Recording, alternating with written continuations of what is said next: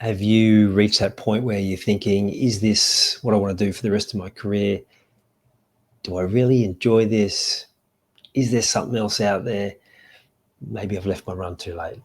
Today we're going to unpack what you can do about it, and the change does not have to be as drastic as maybe you're thinking. I'm Ian Hawkins, and this is Sport is Life. The purpose of sport as I see it is to see your vision become a reality. Find your voice, create strong connections, and learn to trust your body.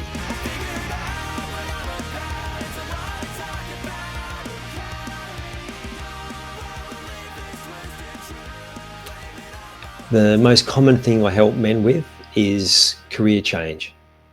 Generally, they get to about midway in their life, around that 40 age, sometimes a bit later, and they're just questioning whether this is the job that they want to do.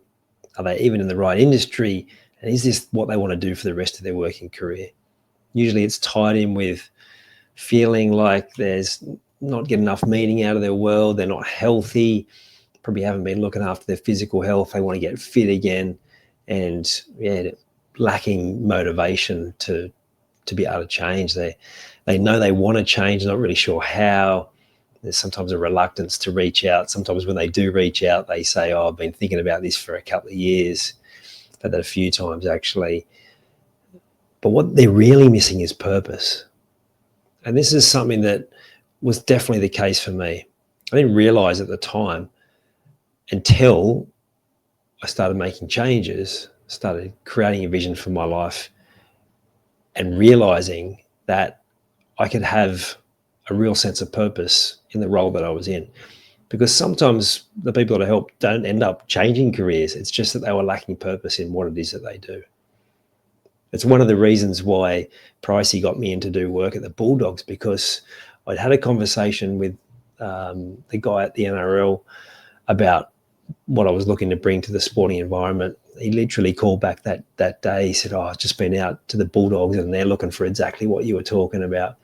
And that's what the conversation I had when I spoke to Stephen Price is like, this is what I can see will be awesome for footballers. Like, you think about those athletes that talk about after they have kids, they actually have much more freedom in their performance because they've got a purpose beyond just their football or beyond whatever their chosen sport is. Suddenly they've got these children to look after that are such a huge part of their life. But you don't have to wait till you have children, and you can find other purpose that's beyond just your children, because that's still an external purpose. It's still for other people. And don't get me wrong, it was a massive part of my change as well, really realizing I needed to be better for my kids. But that sort of motivation will only go so far. It's finding something that's bigger than you, bigger than family, something that actually connects to you, that just feels right for you, not for anyone else, but for you.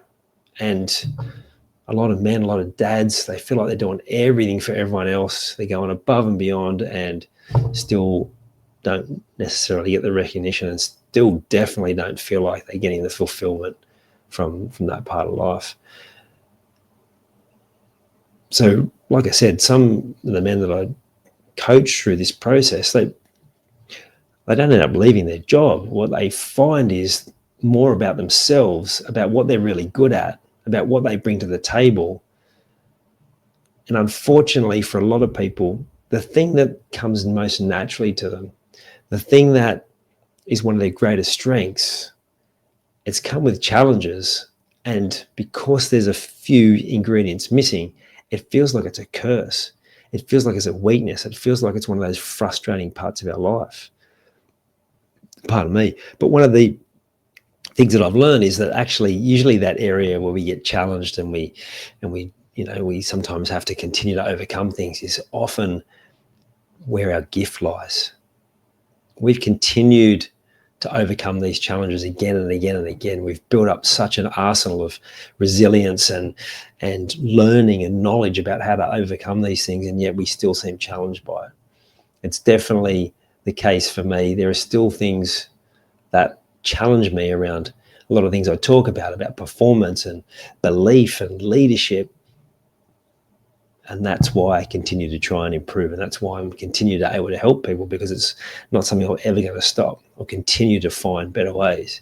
So part of the answer for wherever you're at in career, and whether you're looking at that change and whether you're thinking, maybe I've left my run too late. Maybe I actually can't change. Maybe it's better for me just to continue to do what I'm doing, take the paycheck, which I know is good, and then worry about in retirement. Well, as I learned when my dad passed away at 66, is that nothing's guaranteed.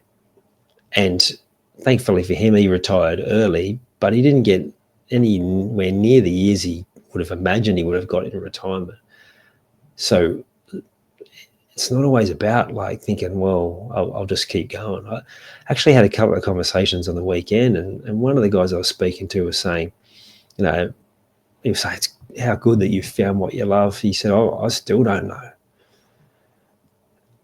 The good thing is he's aware of it and he's acknowledging it. That was a real part of the process for change for me. I started saying to people when I was in my late 30s, people talk about not knowing what they want to do when they grow up. I'm still like that. I don't know what, I'll let you know once I know what I want to do when I grow up. So that self-awareness and that desire to change is the first part.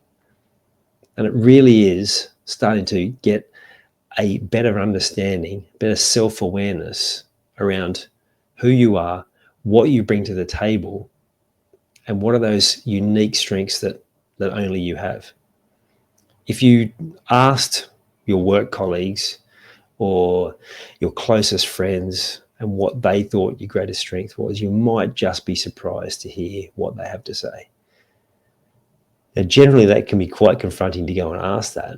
And if you have the courage to do that, I guarantee you'll get some really cool answers.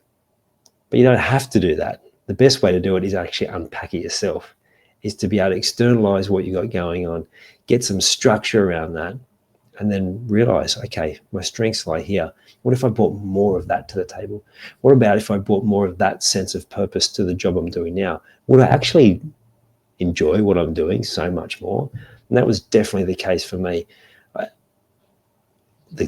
You heard me the other week talking about my backstory and how I can still remember that, walking through that same grey office and just, that I'd done so many times and just feeling like I'm on repeat.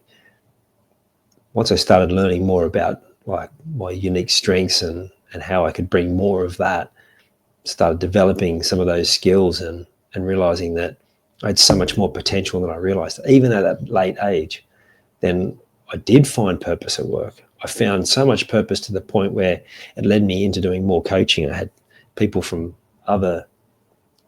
my staff telling people from other departments, their friends from other departments, to come and have a chat with me, because I was doing my purpose work. I was helping people with their career. I was helping people to believe themselves, to get better, to find more work that they like, to get the best out of themselves even when they didn't love their job, to help them realize if they wanted to go and find a job somewhere else, whether it was another department or another business altogether, I'd help them. But it would be through building those habits in the role they were in, finding more purpose in the role that they were in, so they could take that momentum into the next level. I remember Jeff Tuvey, when he was coaching at Manly, and they limped into the finals. They just scraped through, finished about 6th or 7th, and weren't playing well. And when they got knocked out, that's exactly what he said. He goes, look, we were still hopeful and we wanted to win, but it just goes to show you can't suddenly flick a switch. Like, you need to build momentum. You need to have things in place. You need to have those habits happening regularly, and that just wasn't happening for us. And it's the same if you want to transition in your career. Find the level that you're after. Find the purpose that you're after in the role that you are in, because then transitioning to something new, if that ends up being the way that you go, is going to be so much easier. And it's worth it, because when you start finding more purpose in your day-to-day, in your work, suddenly you're less tired. Suddenly getting the motivation to exercise is so much easier. Finding the desire to improve different elements of your health and fitness, so that better habits, what you're fueling yourself with, the people you're hanging around, that it becomes so much easier, because that's just what the sense of purpose does for you. it energizes you. And sometimes when you're feeling tired and lacking motivation, it's not because you need to rest, it's because you've just been doing a whole lot of stuff that doesn't suit your natural way. That was me. I was sitting in front of a computer doing detailed focused work when I'm an extrovert that needs to be in conversation. But because I didn't have the right confidence, I didn't have the right structure, and I didn't understand that about myself, it felt like a challenge. But once I had the structure to unlock that, changed everything. And one of the things I use as a tool, it's around your personal flow. It helps you to see, are you more people, are you more detail, are you more big picture, are you more grounded? And then the combination of that. So you get a 360-degree view. There's a heap of different personality profiling tools. This one is fantastic because it's about flow. You think from a sport perspective, it's about finding your zone. It's about finding when you are in that moment where you can get lost in what you're doing. It's almost happening slow motion. You're thinking moves ahead and you're playing your absolute best. But not just in a sport context, but how you can do that in your day-to-day, in your work environment, in your family situations, your friends, bringing more of what it is natural to you. And you can get lost in those flow moments on an everyday basis, and that's an absolute game changer. So if you're looking for that career change, first thing is self-awareness. Maybe where am I having some of those challenges? Where am I lacking motivation? Is there actually a gift hidden in those moments? Or am I heading in the wrong direction altogether? Like I said, I was doing detail-focused work, but I was a people person. Self-awareness is the first point. Then get some clarity by writing down some of the things that you know to be true. And like I've talked about before, when you're doing this journaling process, if you're unsure, ask a question. How do I find more purpose? What is it I need to do? If you're an extrovert like me, then the question is always, who do I need to speak to? If you're an introvert, more detailed focus, it's how do I find the answer to this? If it's a big picture, you're asking what. If you're more of that grounded sensory person, it's when and where.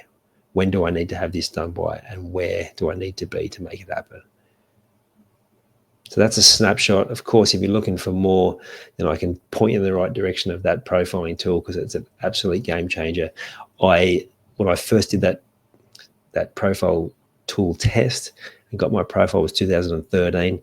Later that year, I learned how to be a facilitator to help other people to not just do the test, but then to have the strategy around it to make sure it works. And it's still something that I give all my clients to make sure they have access to that as well, because that's how profound it is.